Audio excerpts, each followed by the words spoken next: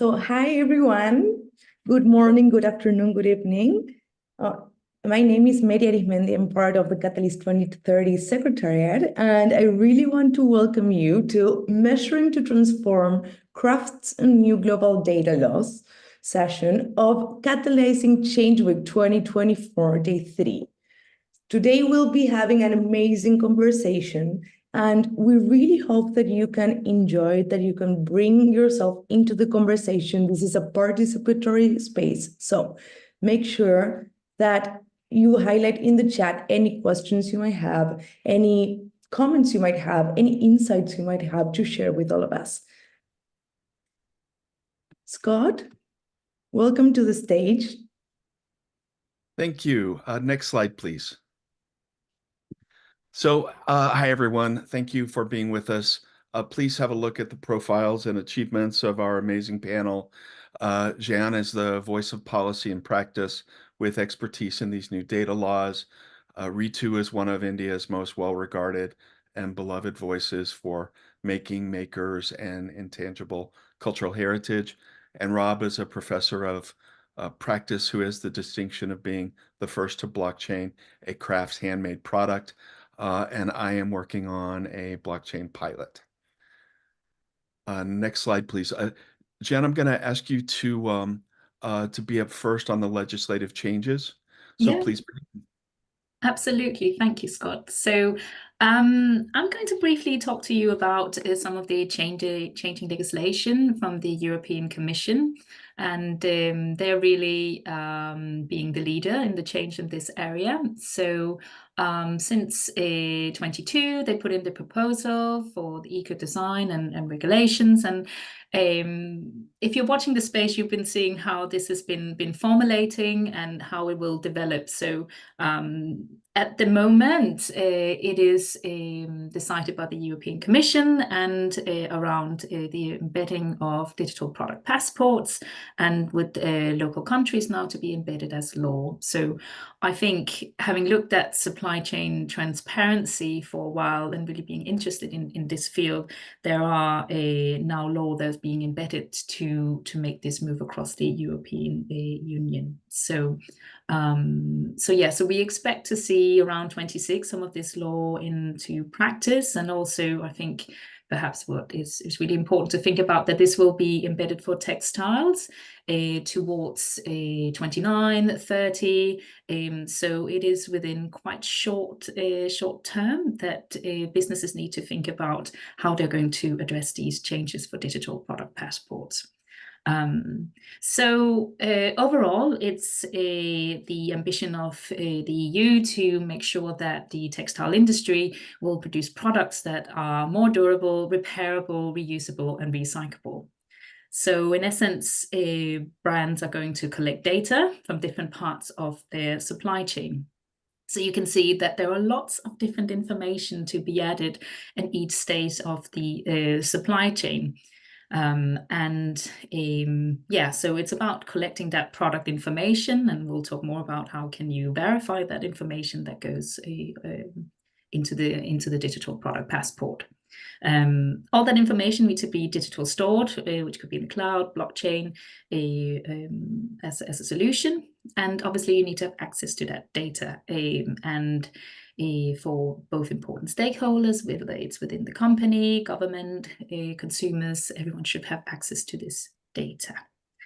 Can I have the next slide, please? Of course. Right. So we are aware that, I think it needs another click, perfect, but there is a lot of information to take in. And I think perhaps the main kind of message of this is to think about how much data there is that goes into a product across the supply chain, or how wide-ranging the digital product passport will be.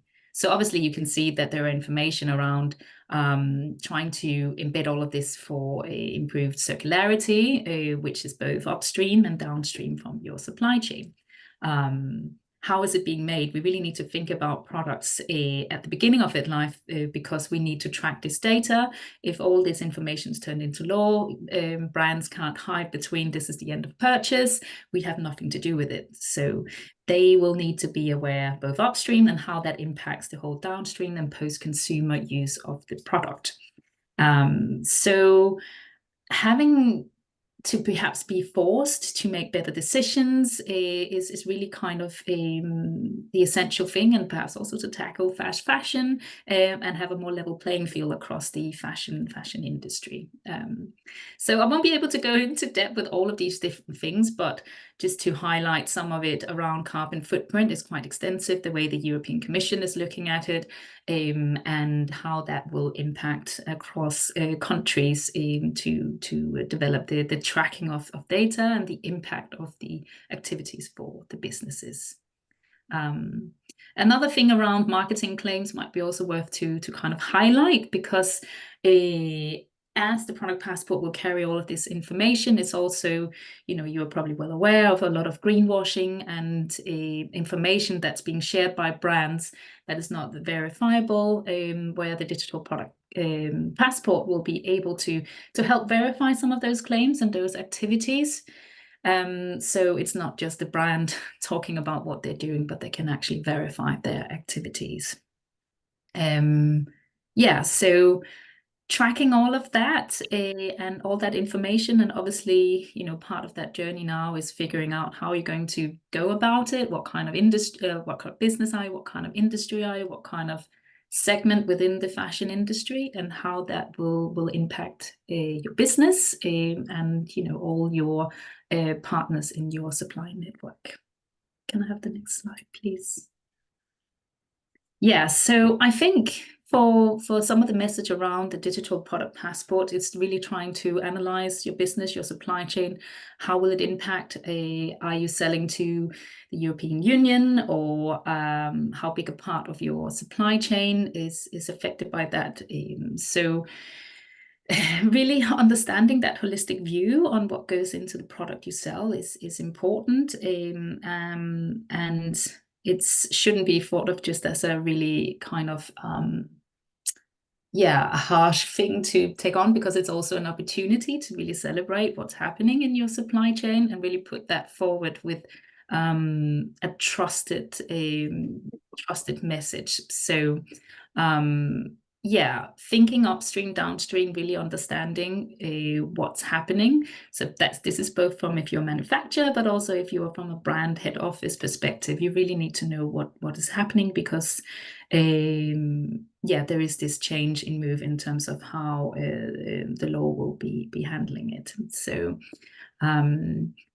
at the moment, the first step is looking at the bigger brands, but it will need to be everyone on board. So you can't really not think about it, even if you are a smaller business. So this is why it's perhaps really important in particular for SMEs, to think about early, because it won't be as easy to transition to adhere to these policy of a digital product passport and getting on board. If you are a massive company, you can more easily take up the solutions that are there and change and get everything on board in terms of coming on board with this. But if you're an SME, this might take a little bit longer time to figure out how you're going to approach it. So I think this is the space that we're kind of exploring and kind of highlighting that it would be really valuable for brands and manufacturers to look at their own business,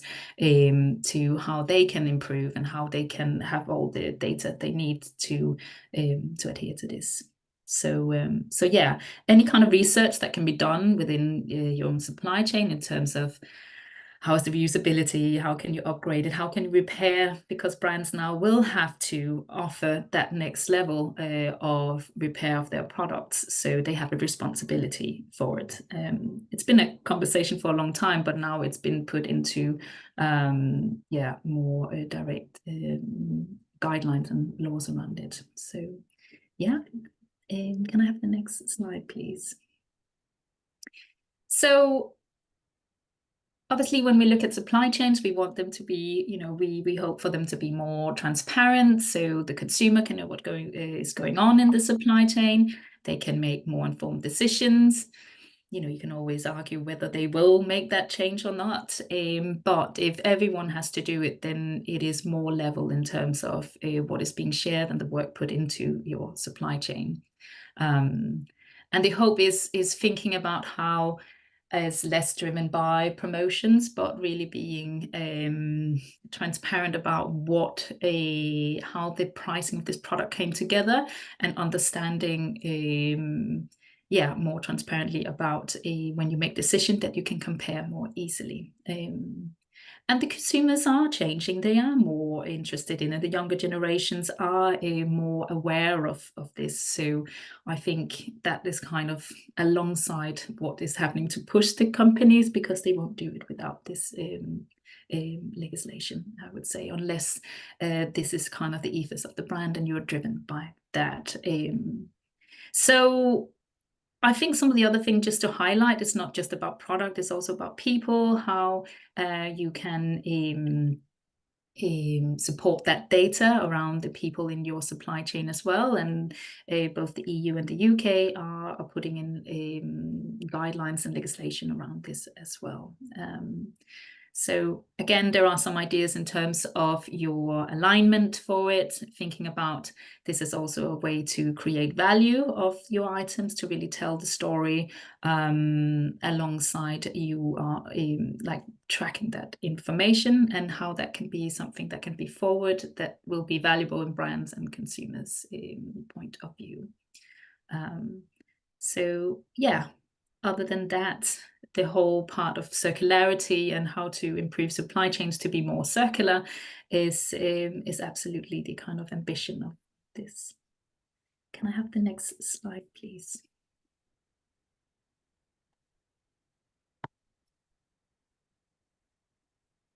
Amazing.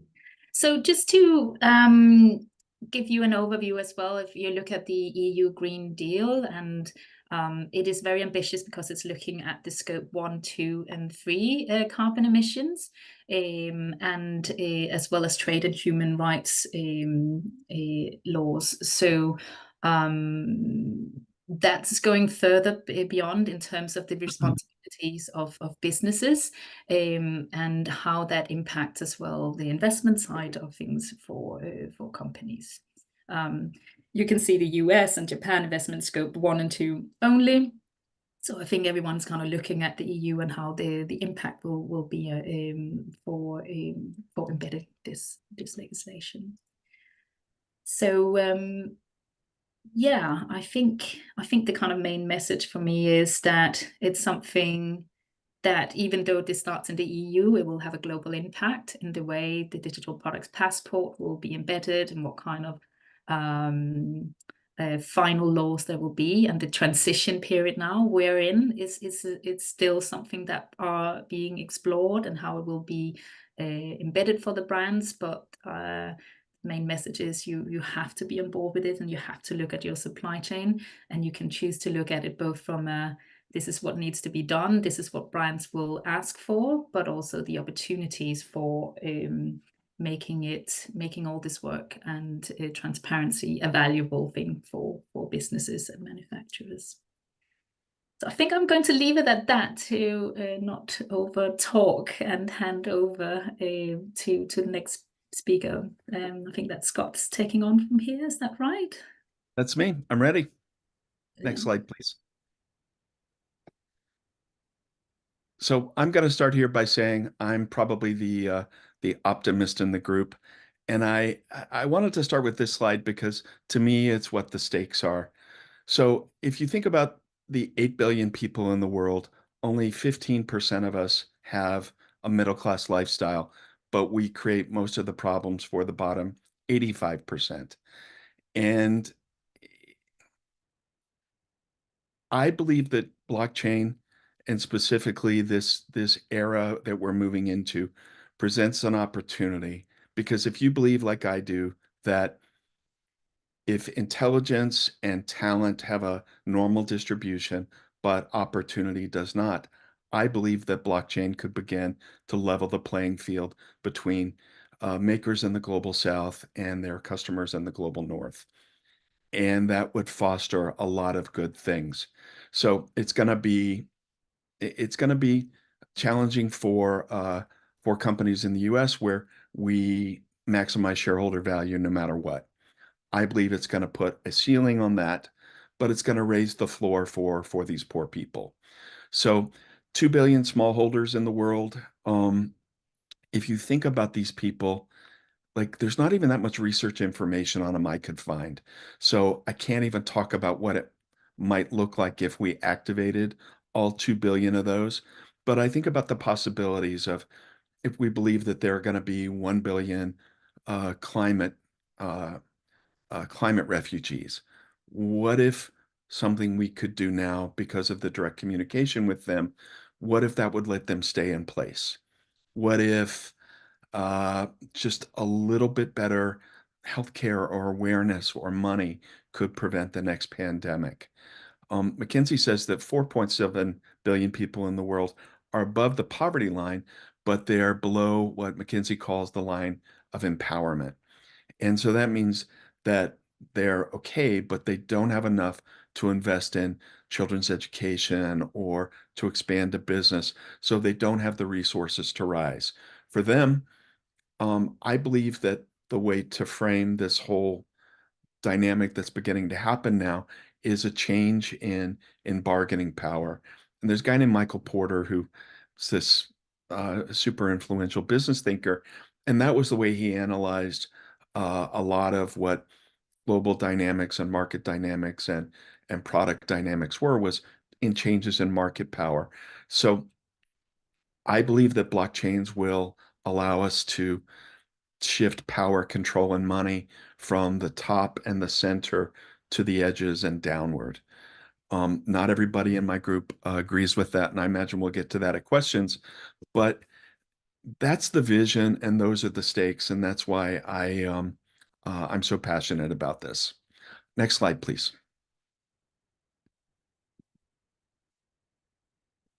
So I wanted to talk about what I saw and how I think blockchains can help in another way. So I started going to India 15 years ago and I kind of fell in love with handmaids because they were such a rare thing to me. I mean, I live in a place where the only thing we make by hand is a sandwich. And so India was fascinating to me. But everywhere I went, I saw that a meter of indigo khadi, this hand woven product that is this, glorious 5,000-year-old legacy of making. And everywhere in India I went, it had the same price. So when everything has the same price, it tells me that the market thinks these products are commodities. And commodities are things like wheat or oil or copper. They have a flat pricing line. And that just didn't make any sense to me because these are some of the most differentiated products in the world. The the cotton is different, the skill is different, the indigo processing is different. Like everything is different, so they shouldn't have the same price. And it sets up the situation that I believe is causation for some of the problems that Indian makers have. And that's if I have a commodity pricing structure, I can't do anything that is better because if I take extra time or add an extra process or if I build quality, but I can't get paid for it, it becomes this form of self-harm. Now, there are makers who are able to command prices that are higher. So instead of this, they've got a differentiated price model. The differentiated pricing model tells me that there's a relationship between price and quality that's not there in the commodities. And I think makers have done all the hard work. They just aren't telling their stories. So the reason I bring this up is because I believe that blockchain could do that in a way that would scale. So instead of having these technocratic marketing skills that some people are teaching and using successfully, in my first version of the Jaipur Crafts Festival, which is something I started in 2019. we did an event with Tata Trust, and that's what they do is they teach their makers to use Instagram to connect with customers directly, and everybody likes it better because the the customer gets a better experience and the maker gets more money and recognition. But absent those technocratic marketing skills, blockchain could do the same thing just with answering simple questions like, I'm from this cultural community. Uh, I grew this many bales of cotton. After I cleaned them, it was this many bales of cotton, this many kilos of cotton. I wove 2 tons of cloth in the last 3 weeks. I died from this process. Like just with those simple questions, a an information graph could emerge that would be very complete information on the product, and I believe that could create the differentiation. So next slide, please. I'm going backwards a little bit, but after I did that first tranche of research and found what I found, I got curious about what it might mean. So I'm not an economist, but this is an accepted econometric model of functioning markets. And I believe that the commodity pricing structure is what broke crafts. And Indian crafts, in my view, are broken on 4 out of 5 or maybe 5 out of 5 of these dimensions. So it's ease of market entry and exit. It's really hard for weavers because it takes them a year or two, or maybe it's a generational family skill. The traders can go in and out easily, but makers can't. So crafts fail on that definition of a functioning market. Uh, Widespread availability of consumer information, that just doesn't exist. And for lots of reasons. Part of it is that information is almost the equivalent of money in India. So people keep information more closely than they may other places in different environments. The absence of market externalities. Externalities are these things that cost money, and a healthy functioning market would be able to cover them. But if you looked at Indian makers, can they educate their children? Have they saved for retirement? Do they have health care? The answer is in most situations, it's no. So it fails on 3 out of 3. Cohesive contribution to the public interest. Um, Economists say that functioning markets can do anything. And, and if you if you watch videos of the Indian government talking to Indian makers, the conversation usually is give us more money, and the government says no. Like nobody gets to causation with it. And these are people's lives. So anyway, I imagine that Ritu will talk a little bit more about that, but it fails on that. And then the absence of significant monopoly power. I thought that India passed on this, but there's something called the Cotton Corporation of India, which is kind of like a trades union, and it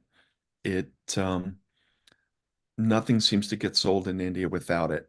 So I believe that blockchain could restore a functioning market by creating the differentiation, and that would fix some of these issues. Next slide, please.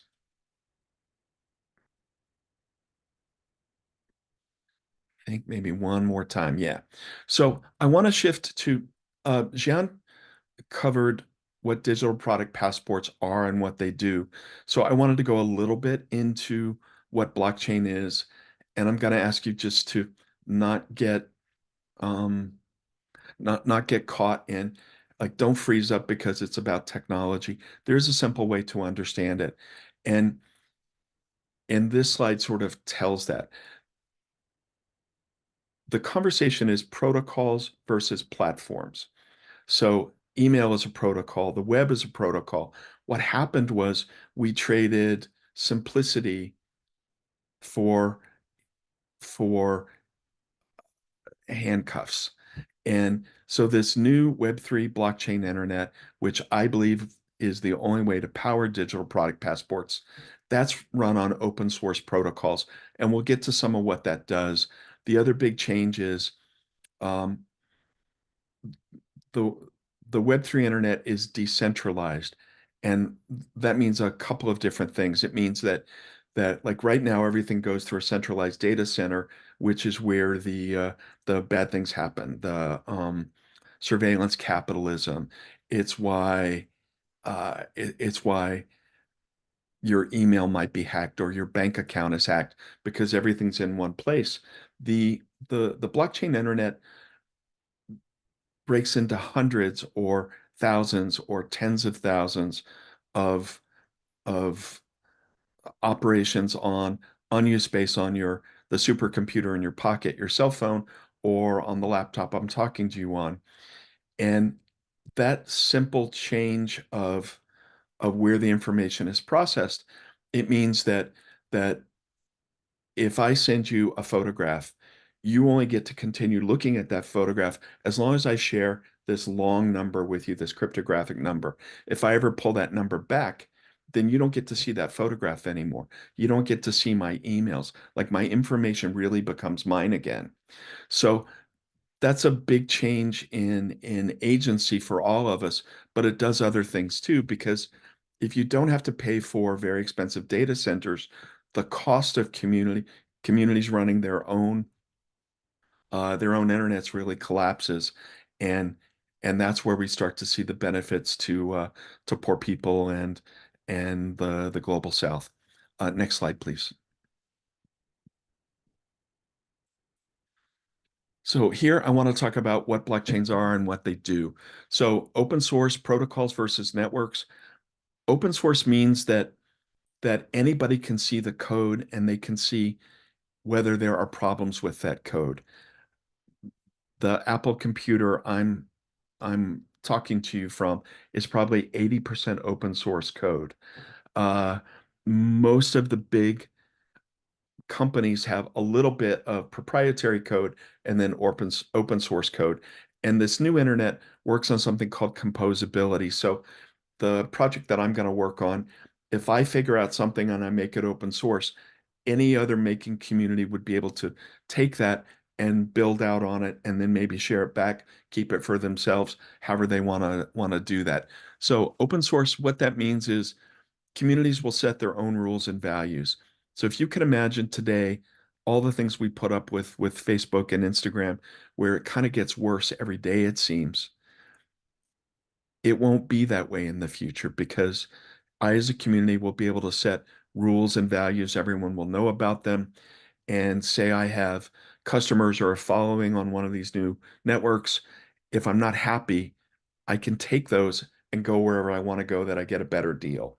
So that really does become a freer, fairer type of capitalism or of global trade. Um, Another big thing is that networks can make promises. So code can make promises. And if you look at the history of what's happened with technology, there's a guy named Chris Dixon who has a recent new book out called Read, Write, Own, and networks being able to make promises really is different. Like if Facebook had promised me that they would never change, or my Chrome browser would only keep 2 ads on the page, that would be a very different experience that I would hate a lot less than what I see now. Um, and especially if you're lower status, having something that can make a promise to you that is durable really matters because you may not have any other way of enforcing uh, business relationships.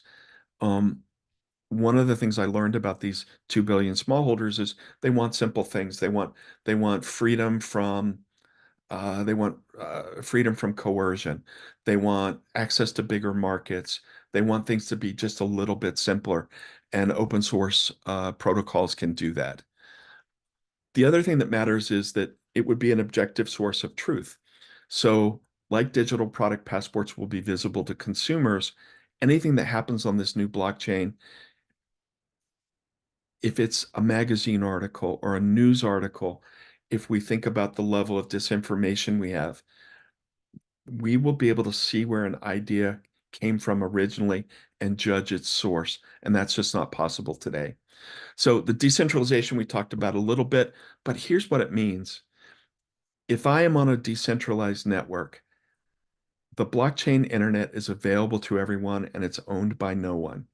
And that's very different than Facebook, Google, Amazon today. Networks, private companies own those. They have the responsibility to maximize shareholder value. And those imperatives just go away with this new blockchain internet. Another thing it does is it supports financial inclusion. So if my cost to operate a bank collapses by 70%, then all of a sudden I can offer bank accounts to people who didn't have enough money to be banked before. So it can begin to address unbanked people.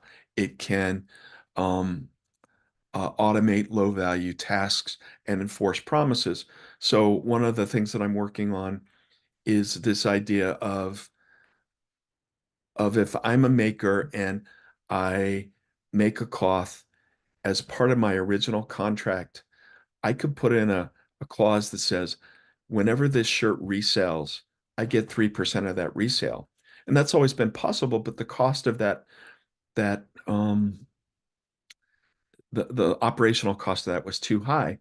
Because blockchains can make promises, if that shirt resells in an on-chain way, I, as the maker, just get that 3% when it sells.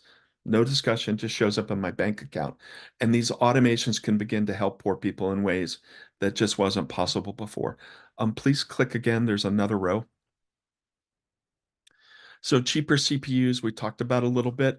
That's in my phone. Um, if I shift from data centers to phones, then all of a sudden the cost of operations goes down, and that supports the decentralized internet. Peer-to-peer interactions. This is a really big one for poor people. So right now, there are lots of gatekeepers in the way of my transactions, and they all keep a little piece of it. The Apple App Store takes 30% of every sale, and there's just no way around that. But these peer-to-peer interactions means you won't have to go through gatekeepers like that. It also means greater privacy and security for those reasons that I mentioned, that if I send you a photo, it breaks into thousands of little pieces of data. Some sit on your phone, some sit on my phone, some all around us, and they only reassemble with my number. It enables the efficient shared resources, and it powers these new economic models. One more time, please click. So to me, the big takeaway is that blockchain is actually a human organization system. And it's kind of hard to think about because we don't have anything like it in front of us, but it's actually the way that societies used to work. There was cooperation, there was coordination. It's a framework for coordination and governance. It supports collective decisions, enforces agreements. It organizes economic activity and coordination and governance without the gatekeepers and the need for traditional authorities. So I believe that digital product passports will be run automatically. Like, instead of government supervisors, the code will be the policemen, the accountants, the enforcers, they will be everything that runs that blockchain, that digital product passport process. So ownership and changes to bargaining power. Another big change to this new Web3 internet is that creators will own their work and their audiences. It starts to, if you think about like what you have to do on TikTok to get engagement now, please forgive this, but it kind of turns everybody into hookers. Like, you have to do a little dance if you're going to get that engagement. And this new internet won't do that. You can have serious conversations like the one we're having now without having to do a little dance. People will still be doing little dances, but it will be understood for what that is rather than as an augment to serious content. And collectively, here's another big takeaway to me. I believe that it pushes power, control, and money to the edges and in favor of makers. Next slide, please. And one more time. I don't see all of them. Oh, sorry. Go back up, please.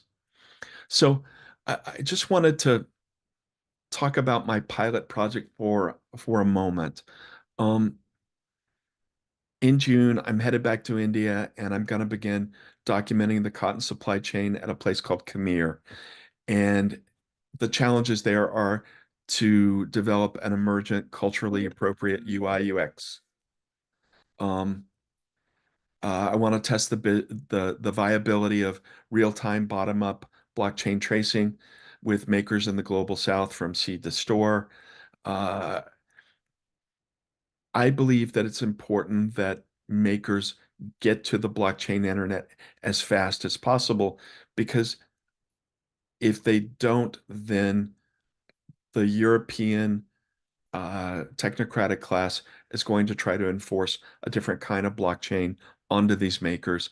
And I believe they should begin to cooperate like trades unions, and blockchain allows that to happen too.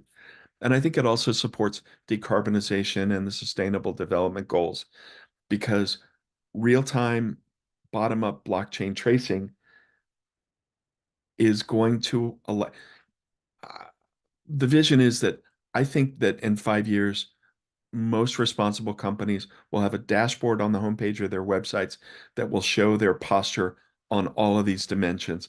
And that way, as consumers, we'll be able to make decisions about where we want to spend our money. Next slide, please. So this is going to be my task this summer.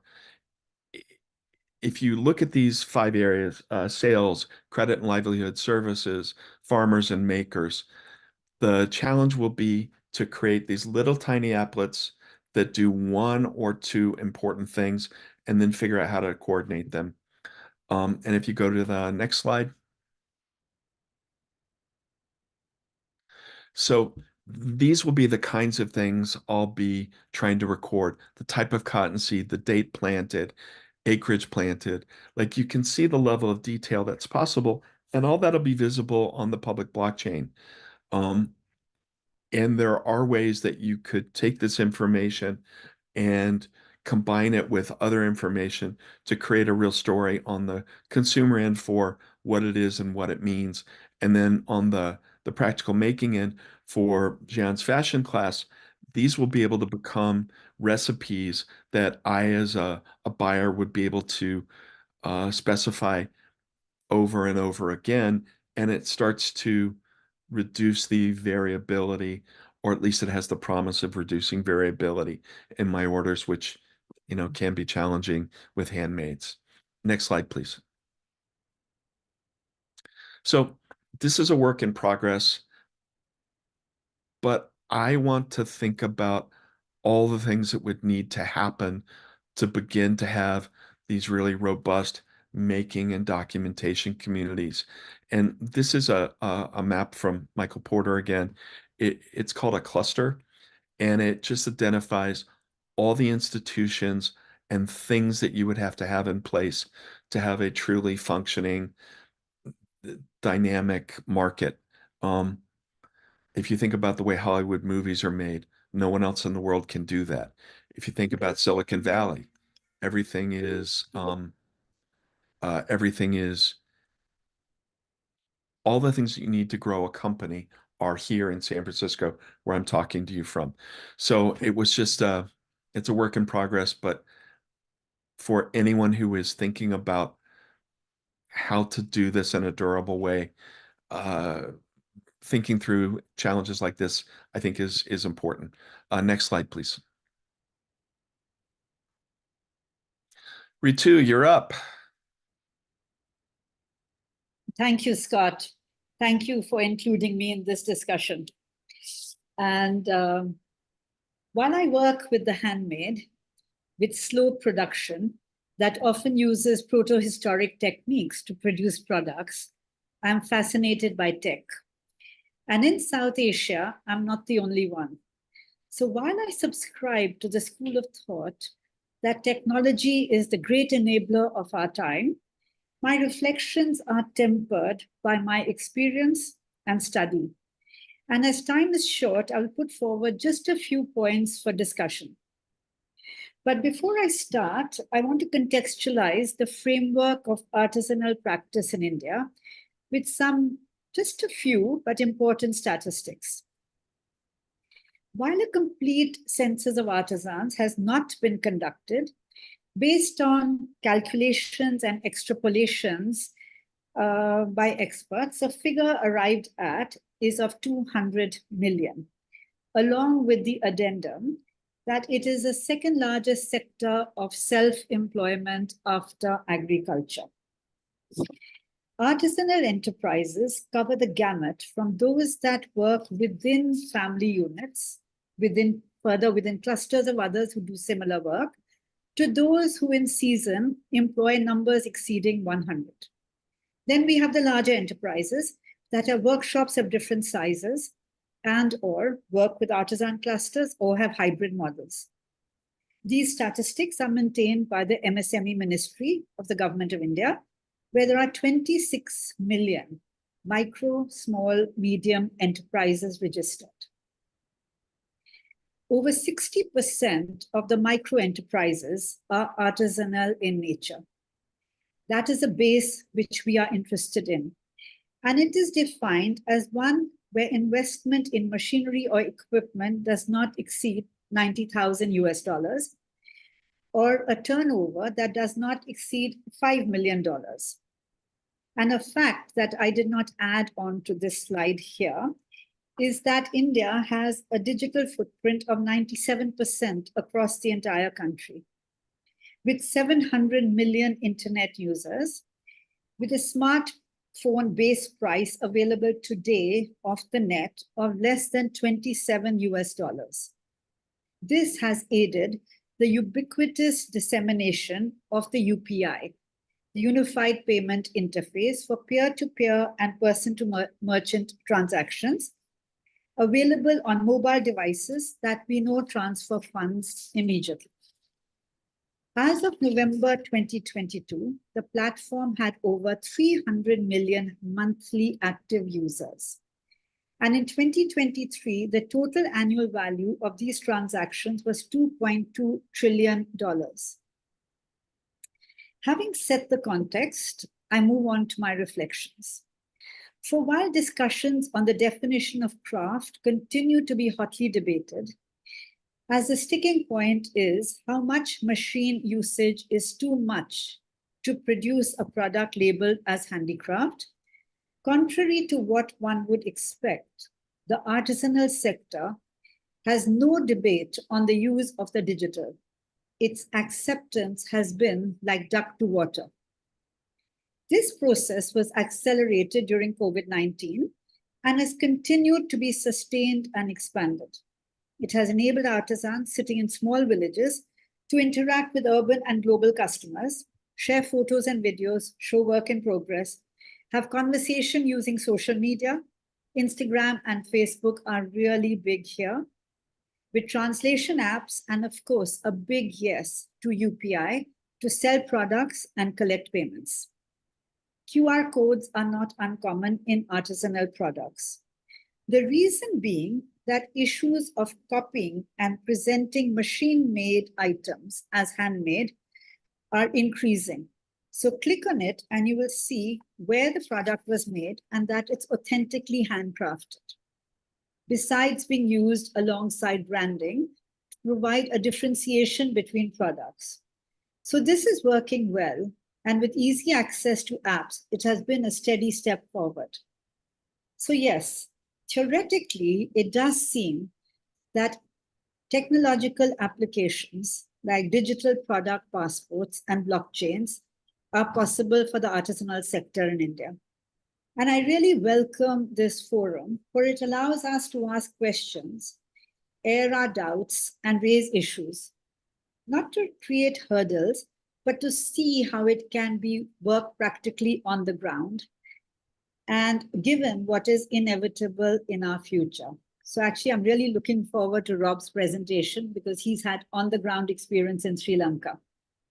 So I spoke to craft entrepreneurs and those whose photos I have pasted on the collage in my slide, working with textiles, weaving, block printing, and embroidery.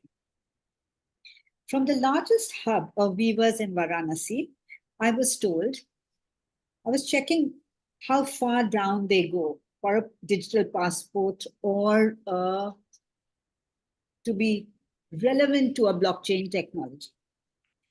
Where they buy their yarn from, and they buy it in small quantities from local traders. As the weavers' USP is that they weave such a variety of products that they need a different count of cotton for each. And as far as silk is concerned, the twist matters according to the product that they are making. Limited inventory is maintained to adapt to demand, and also as working capital is limited.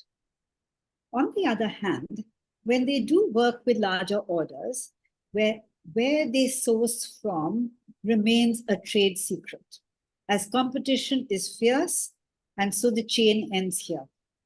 It was the same in block printing regarding their use of fabric. Plus, regarding dyes, the same held true for both natural dyes and synthetic dyes. Small inventories brought locally, or else larger ones sourced from producers, a trade secret. The same story with the purchase of base fabric, beads, threads, tinsel, etc. for the embroidery industry. While tech savvy, questions arise. How will managing the process of digital passport and blockchain affect prices in an already fiercely competitive marketplace? In the digital product passport or blockchain, who has access to your trade secrets, your sources, your artisanal base, their contacts? For we all know how easy it is for people sitting anywhere in the world, and we have instances of young people able to access the most highly secure, organizations and websites. So this is a serious question. Will this acceptance secure them large enough orders to justify the effort and expense? Will artisans want their information accessible to anyone without their permission? How will we ensure that down the blockchain or the digital passport, permissions are taken? Will there be intellectual property safeguards? What happens to traditional knowledge, oral legacies, and hereditary learning when so much is exposed publicly? And while there seems to be natural progression towards this legislation, will there be a just transition for those in the value chain? Again, this begets a question. Can they be part of the discussion? Will their voices and concerns be actively listened to, or will this be a top-down that is once again put onto them without consideration of lives and livelihoods involved? Can we present recommendations, not as a patchwork of individual issues, but practical policy initiatives, where our concerns as makers are taken into account? For since change is coming, we need to be on policy tables to ensure its application truly benefits those we have been speaking about from the beginning of this seminar. It ensures their livelihood, it secures their IPR and their traditions. I wait for Rob's presentation, and I look forward to questions and discussions. Thank you. So over to you, Rob.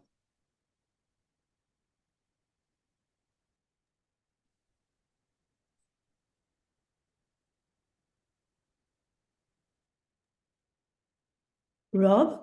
Yep, I'm Can- here. Oh, perfect. Yep. I think you got to switch screens, right? Brilliant. Can you hear me? Yeah. Awesome. So I'm going to be quick because I think we don't have much time left, and I think the fruit of the discussion is by having the four of us in this room. So my name is Robert Meeder. Sorry, my name is Robert Meeder. I've been working with Celine Textiles now for the last number of years, and we were one of the first to pioneer a blockchain integrated solution within our supply chain. What led us to this essentially is COVID. So pre-COVID, we, like many craft communities around the world, were struggling and we were struggling because of the market and the placement overall of where our craft products were entering. Come COVID, we were hit with even more struggles because of sales overall, which kind of forced us to think either we needed to innovate or we needed to move on. So we chose the latter, and we chose the since our foundation was quite clear and we owned our supply chain, and we realized actually the craft communities and the craft makers are some of the most transparent, or at least the closest to source as possible than many other manufacturers and producers in the world. So it was only a natural step that we should take. Of course, a costly step because there are not many other people who were embarking on the same journey, but a step we took together with the support of USAID. Next slide. And just to jump quickly to the actual tech interface itself, can you jump to the next slide?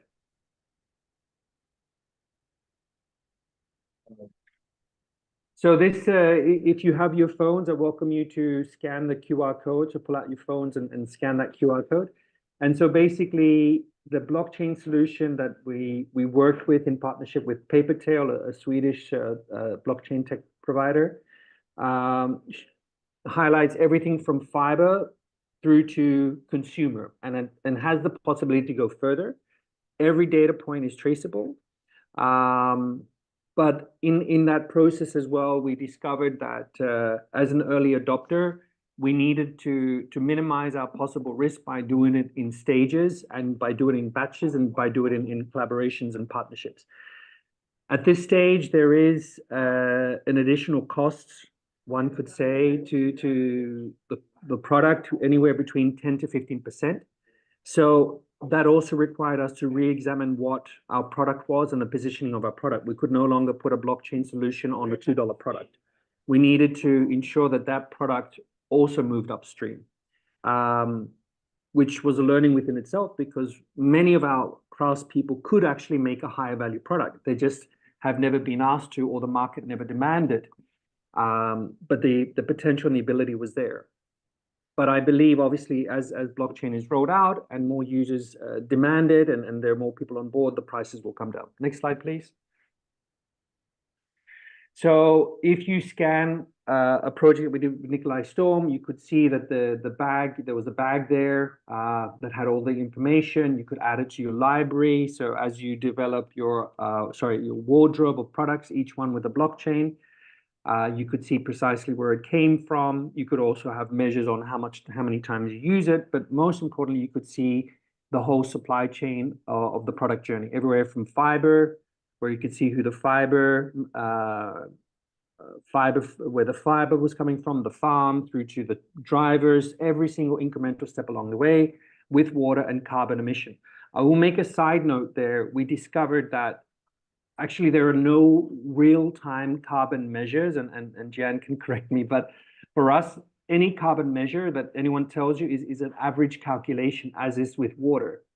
So that's number one. Number two, it also begs the consumer to ask, so do I drink less water now, or how do I trade in my carbon? So great data points, but how many times have all of us in the room here really offset our carbon emission because we bought a certain product or we went on holidays? So it's still quite early days as well. Next slide. But where we see there's real impact, and this was the real kind of golden kernel to our project, was the salary and wage transparency.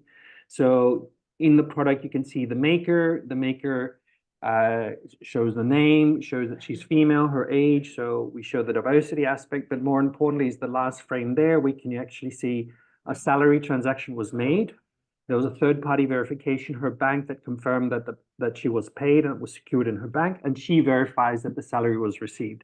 So at any point, if there is no verification, or if the green dot is red, one could always question, okay, there seems to be a fault in the product, and hold me more accountable. So when we presented this Dutch Design Week, a lot of interest from a lot of people, but at the end of the day, it's still early days in terms of what do we do with this data, and what does this data mean, and how can this data really make a difference? And so I guess the discussion is really, how do we ensure that craft makers remain ahead of the discussion and don't get missed out, because our greatest concern is the decisions being made in Brussels are made by a selected few without the full consideration of craft communities that are already struggling without the need to implement a technology will struggle again even further. That will also bring opportunities, I'm sure, and maybe we trade more closer to home, but it will make market entry a lot harder than what it is. I think that's it. So that's it for me.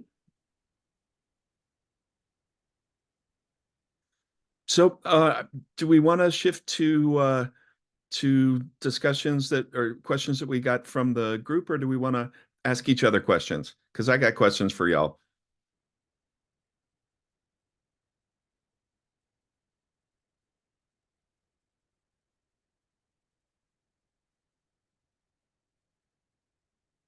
As you prefer. So I think it was a really enlightening session. I have so much going on in my head, so many questions to ask. But if I can, there were a couple of really great comments in the chat and questions in the chat. I don't know if someone in the audience would like to make a question. While we're waiting for that, Rob alerted me that I hogged all the time. I'm so sorry. I did not realize I was doing it.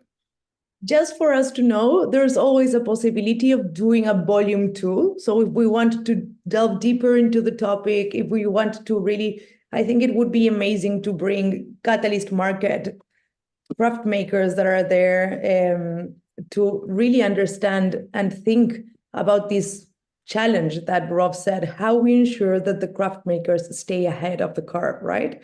And I feel that part today, maybe we covered more what's happening, what's the challenge, and now I'm super eager to understand how can we start implementing and really divulge all this information. Tashwa, would you like to say something?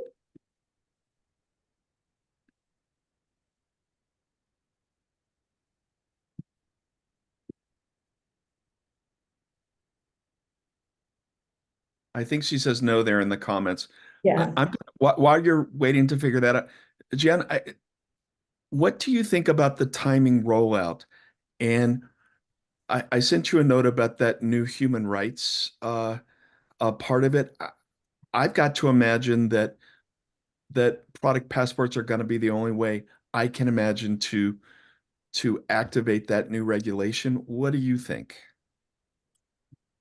I think in the sense, I mean, a lot of these legislations around human rights and in the supply chain has been around forever, and it's just whether how can we follow up on it and make sure that that's actually captured, and also perhaps a safer system, because I mean, as you said, maybe you were the optimist in the group, and I think from having looked at it, there seem to be ways around where this is kind of being faulted, and not the right information is given. So I think as we're moving towards a platform or something that can assure that data for being more correct, I feel quite hopeful that as the technology develops, because I think from Robert's example as well, there are great possibilities and opportunities with it, but it's still hard to implement it on a wider scale. So with these Web3 applications becoming more accessible, more powerful, and how we can that can develop alongside, I think there will be better options to verify that information. And I think I'm a big advocate for the whole thing about the less manual input that people need to put in to verify that information, the more automated it can become, and how we can get that right data. I think that will be overall a safer way to assure we have the verified data. Ritu, what do you think about where do you think India is going to land, or where makers are going to land on this? Because part of it will be enforced, so part of it will be sticks, but I think there's some carrots there too. How do you think it's going to go? Well, I find it very interesting because I liked what Jan said that in her presentation, that how do you level the playing field? It will be easy for large organizations which have staff that do this, which have the clout to go down their value chain and say, we want this information and we want it now.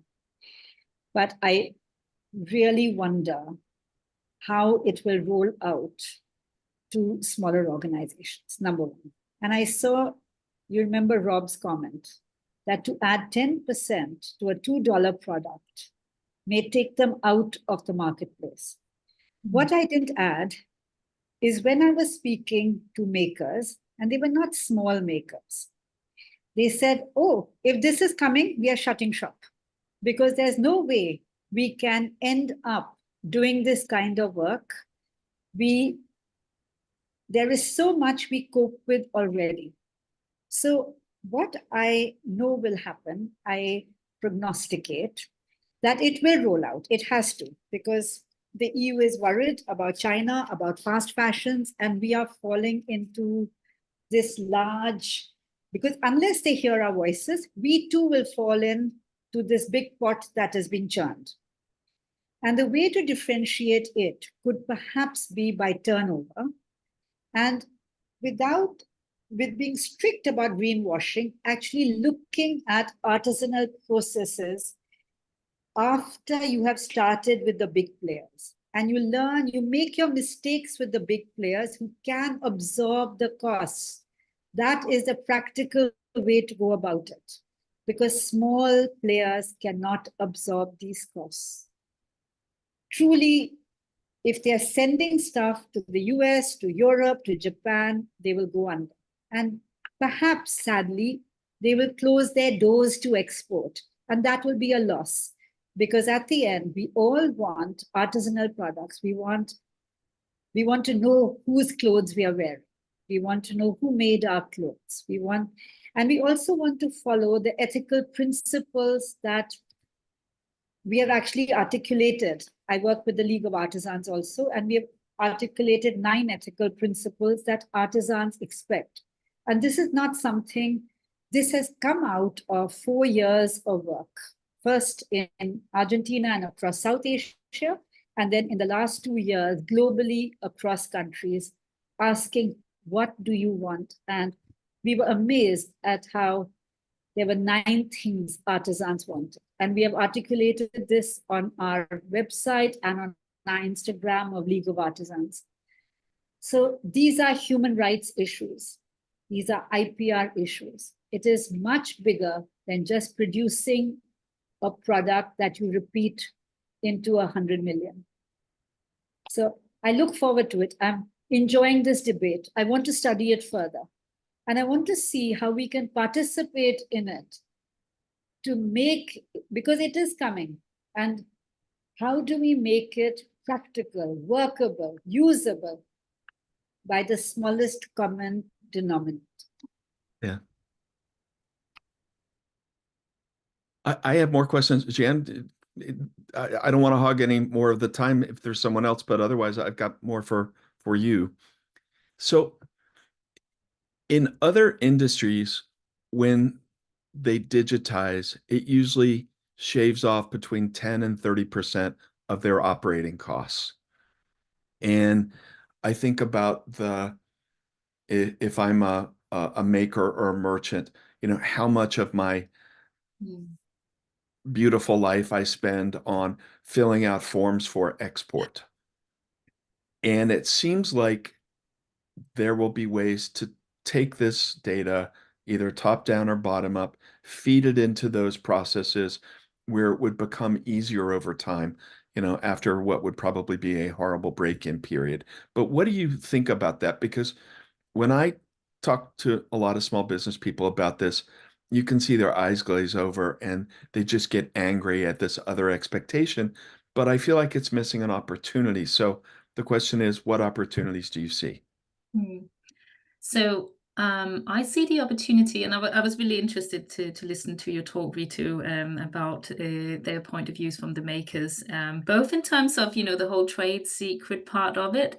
But I think the other side to that would be to think about how you protect that IP and that you will not lose the IP by it, because now it is on the blockchain, or there'll be a digital twin, digital evidence of where this expertise and craft and style is coming from. So I think if you talk to a legal expert on blockchain, and some of the things she was really didn't understand is why not so many, even big companies, are not catching on to this to really capture the IP of what they're doing, because it will happen alongside the real life product.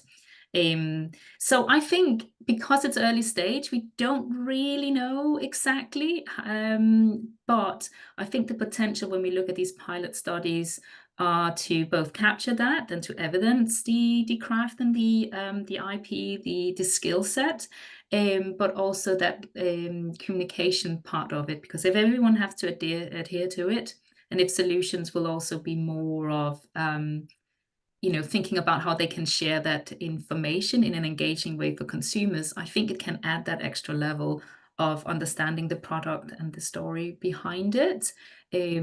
So I think, yeah, both from the consumer side, but also, I mean, even from head office, thinking about, the bigger companies looking at their supply chain and learning and understanding. So one thing is the data input, but also just learning more about it. I think it comes from different parts in that chain effect. If I could just add to that, and I think this is something we need to be conscious of, that whatever we do to the south, we got to do to the north. So we got to make sure that we don't reinterpret or re-implement a colonial control model.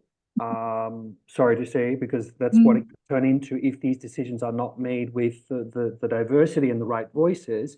It's just going to be another way to protect one market to make more money and another market to stay poor, number one. Number two, we saw it, case in point, that I won't say the brand or the name of the designer, they were very happy to show the brown faces and the names of the people making their product, but they themselves didn't want their information showed on the blockchain. So for me, we had a big issue. We're like, you cannot demand to have a name and details of workers in the South and say that you can't because you're protected by European Privacy Information Act. That's not fair. So once again, those are things that no one could have foreseen. And with an intent to show transparency, okay, then if we're transparent, we all got to be transparent. And we got to set the game, the rules of the game, and ensure that we adhere to it. And one more point I would say, and you're right, Jan, we're in that early phase, which I really call the awareness phase. We're seeing what's available. We also got to realize it's consumers, it's a nice to have, but I would love to see data. How many times have consumers bothered to pick up a H&M annual report and call any one of those factories where they got their T-shirts from? I'm sure it's very little people, or people who are very niche within a niche. So there's data, but for what's sake? I think there's more of an interesting opportunity to talk about impact or the mitigation of something. So how can we use this data, possibly with AI? So let's start thinking about the third, fourth iteration of a solution that's going to really change the lives of those that are using this technology and tool to change and make differences, So that's my 2 cents. So I'm told we need to start wrapping up. Shilpa has a hand up, but Rob, one last question for you. What would be the 1 or 2 things that you would do differently in your next blockchain project? There's more than 1 or 2.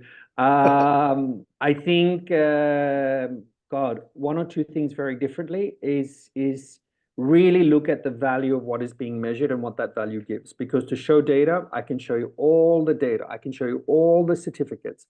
But we're only at that. We were just replacing a physical certificate for a digital certificate. And what? So I worry that we're going to take too long before we actually start seeing the benefit, and possibly there might be a pre-mandated EU solution. So why would I want to create another solution already out there? I think the opportunity is more, thinking ahead and thinking, how do we use this, and how do we use policy, and how do we, protect IP, and, how do we really evolve? So how I would do it differently is just realizing the scope of what it can be done, and maybe focus a little bit more, and just, be able to create a simpler solution that creates the difference that we need. Shilpa, last question to you. Yeah, hi, thank you for doing this. I find my synergies very aligned with Ritu and with Robert, who worked in Sri Lanka, and so Ritu with India. I wanted to question Robert about the challenges that he faced with Selene, and that's one organization. Also, obviously, I was not able to have it was a very quick look, so I saw banana fiber and all, but like, I think, in my mind, just trying to think that how can those be possibly mildly even replicated for India, because and when they're considering small artisans, and that's what the talk in India would be about, because there are a lot of small artisans makers, even designers would be working with them, right? So the challenges they face, it's not easy, and I think I put it in a few of my comments also while Rituji was voicing similar or the same. So to Robert, to you to even share a little bit more about the challenges, and I find that synergy wherein he says we should talk about the impact. That kind of transparency or that kind of uh, data is required more. So Correct. Robert, over to you. Yeah, so I'll be quick because I know we're short of time. First is costs. So right now, like how you say, Rituji has been saying, if we're struggling now, we're going to struggle even further. And if companies are thinking of closing up shop, they will close up shop. I would love to see the projected data to tell me or show us that how many craftsmen are at risks that we will not see. Is it a good thing that the market gets cleared out and possibly makers start looking at other markets? Maybe, and maybe they have to start greater trade amongst themselves. Maybe there should be greater trade amongst India, Bangladesh, and Sri Lanka. Number one, I think that's the challenge. Number two, in a way, we actually thought that the craftsmen would be the most challenging stakeholder to work with. Actually, the other way around. Any concerns that they had were quickly overcome, and they got super excited that they could see themselves and they were associated with the product. One thing that we didn't foresee was a hesitation on quality control. So if a particular product was associated to a particular artisan, they were worried that if there was any default or return, that they would be picked out to say, okay, the fault's on you, and therefore it's stuck from your salary. So hence we addressed that by we did it batches. So if there were 20 people in the production line producing 100 bags, it was 20 on 100. So we didn't show one for one. You can show it, but that to avoid this current situation, we did it as a general batch like that because it was the community. And last point, number 3, because we're in this transitional phase, we saw that some of the craftspeople, because we could pay them more money for this banana bag, I think we were able to pay them 3 times more salary. They didn't want to do their $5, $2 jobs anymore. They wanted to do the, $30, $40 jobs, which is understandable. And so that also required a bit of education that apart from the tech innovation, we innovated our product, we innovated our supply chains, and that product could get them more money, but it didn't mean that all of a sudden we stopped doing the day-to-day to do the high value product. So the transitional approach. And then, like I said before, the final part was upstream, that brands right now don't want to be fully transparent. We had one partner who was happy to use our textiles, but didn't want to use the transparency because they said if they use one product that was fully transparent, what would happen to the 99 other products that weren't? And they would feel, and this is just part of the consumer and the state of the market we're living in, this additional pressure of the perfection for sustainability and the perfection that they would be over scrutinized if they start using the word. So we also have to address that sustainability is not a static point, it's a journey. And we do better by being better year on year, and it's okay that we're not perfect. So let's be comfortable with the imperfection, because in a way, that's what craft is. Craft is the beauty of imperfection. So I'm going to stop there. Scott, sorry, back to you. I'm Thank just you so going to much, say Robert. grateful to you all. Mary, why don't you take us out? Yeah, just because we don't have much time, but thanking you, Scott, thanking Jean, Robert, Ritu. It was a super insightful conversation. As my colleague mentioned in the chat, in Catalyst, we are committed into seeing how to move forward with craft makers, creators, and really create a fair trade.